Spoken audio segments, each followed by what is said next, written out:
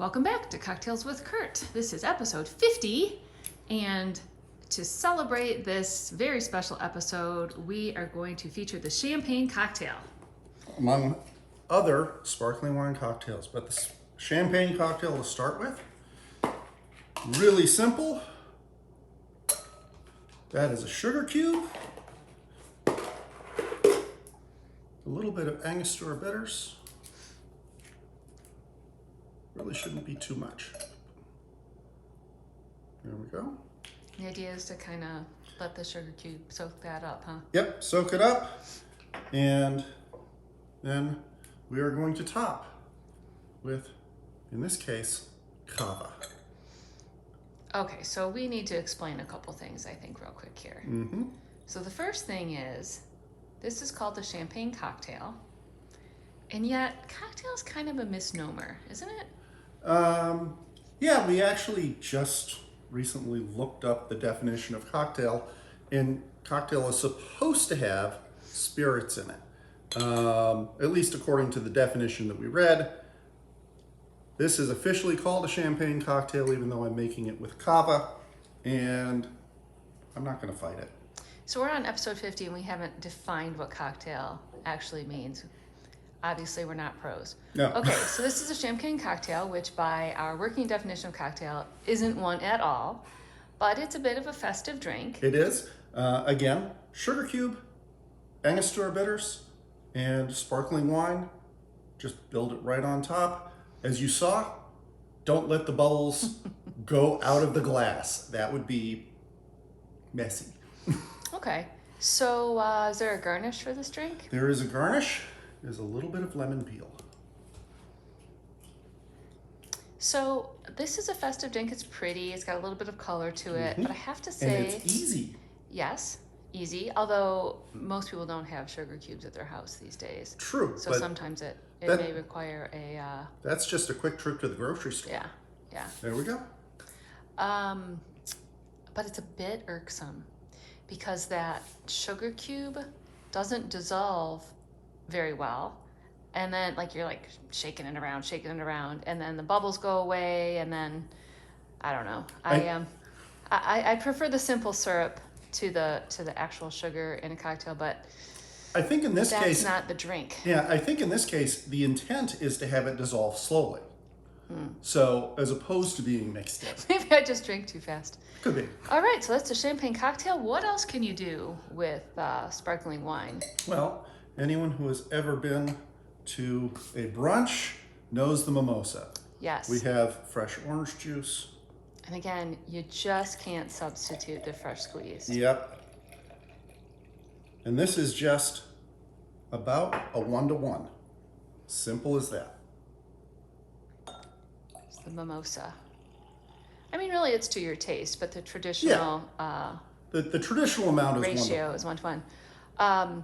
Another similar breakfasty, brunchy cocktail is a Bellini, which is with peach puree. peach puree. I think traditionally made of white peaches. I think so. And the proportions are a little different, where the mimosa is 1-to-1. The Bellini is 1-to-2. So 1 part peach puree to 2 parts sparkling wine. And let's see, what else are we going to do real quick? Kir Royalle? The Kir Royalle. This is one of Denise's favorites, or at least it used to be. Yeah, back in the day. Drank a few of these in Europe. So Kir Royalle uses creme de cassis, just a little bit at the bottom. What would you say, like a half a ounce? About maybe? a half an ounce. Okay. And then, again, kind of fillish the glass, and fill-ish. So the one proportion I saw when I was doing a little bit of looking to actually get real proportions was half an ounce of creme de cassis to 6 ounces of sparkling wine. So again, don't let it overflow. So let's talk about the sparkling wine. So this is not champagne that we're using.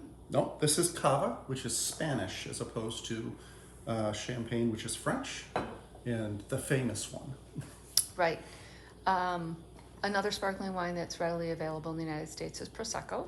Which is Italian.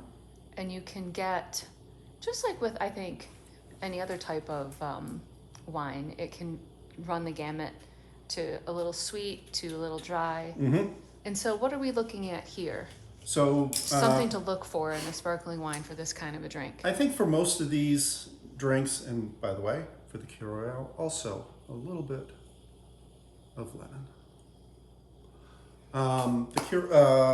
We're looking for drier sparkling wine. So a Brut, an extra dry, something like that.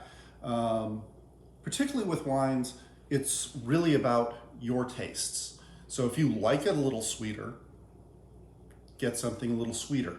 And again, the wine makes a difference. When we were planning this, we tried a couple of different cavas. One cava was they were both technically dries. One was much toastier, so we didn't like it. Yeah, I mean, clearly, you can get very high-end champagne. Frankly, if I was going to get the very high-end champagne, I wouldn't be adding a sugar cube or orange juice to it. No. But, as with anything, ingredients do matter. So you want to get a decent You want wine, to get something that you would want to drink in the first place. Right. This is not something that you want to just go out and get your cooking wine and try and add sugar to it and go for it. Right. But this bottle came from the grocery store, so certainly not inaccessible. No. So I think we're seeing a bit. So the Champagne Cocktail is a little bit to the side, but so far we have sparkling wine mixed with juice and sparkling wine mixed with liqueur, and these can be variations on a theme. Right? Yes. We've tried pineapple juice. We've tried other liqueurs as well, and I believe our next featured is going to be also a liqueur mixed with sparkling wine, right? Yep. So the last one that we're going to do is the Kir Grand. It's not a Kir. This is not a Kir. Excuse me, Grand Royale. As opposed to the Kir Royale, the Grand Royale. Yeah. I think the Royale refers to the sparkling wine part because a regular Kir is just white wine and creme de cassis. So there must be something Royale about sparkling wine. So, and the Grand Royale uses Grand Marnier. So, what we have not tried. What have we not tried? That I think would be delicious is limoncello, yeah, the sparkling wine, and we just got homemade limoncello from our friend Lorelei, which is delicious. Yeah. But again, it's another one of those things where do I want to drink the limoncello, which is fantastic on its own? With sparkling wine, I don't know. It's one of those things like, are two great things, two excellent things better than... Is the sum better than the part? Do we have a gestalt where the sum is greater than the parts? Right. Or the whole is greater than the sum of the parts. Right. That's what we're trying to say. We're trying to say it. And then this one ends with a little bit of orange peel as opposed to the lemon. And we also came up with an interesting, now we haven't tried this, but an interesting thing to do with sparkling wine too was, I don't recall the name of the drink, but it was basically equal parts stout and sparkling wine, right? Black velvet. So I might have to try that. In a Collins glass, fill the Collins glass about halfway up with stout, and then top it carefully with sparkling wine. We haven't tried that yet, as she said, as you say. As I say, yes. So this is our 50th episode, and up until this point, we've been limited to the distribution of our videos has been limited to our friends and family and whoever they have shared the link whoever they've sent the link to. Right, but now I think we've been talking about spreading our wings a bit and putting these out in the world.